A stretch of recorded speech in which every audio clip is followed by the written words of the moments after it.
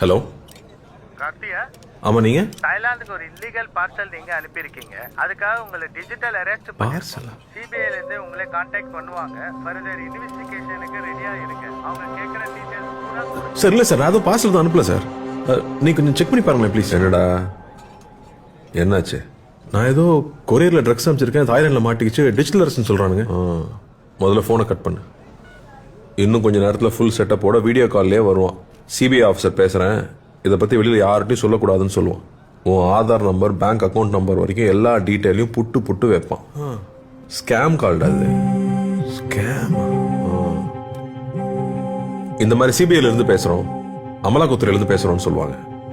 உங்களுக்கு பரிசு விழுந்திருக்குன்னு சொல்லுவாங்க. பேங்க்ல இருந்து பேசுகிறோம், உங்கள் ஓடிபி நம்பர் கொடுங்கன்னு சொல்லுவாங்க. இப்படி பல வித்த வச்சிருக்கானுங்க, ஏமாந்துடாதீங்க.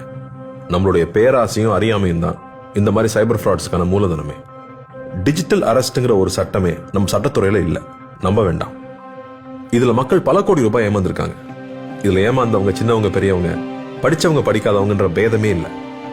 வீட்டில் இருக்கிற எல்லாரையும் எஜுகேட் பண்ணுங்க, முக்கியமா பெரியவங்க. Let's build a safer digital world.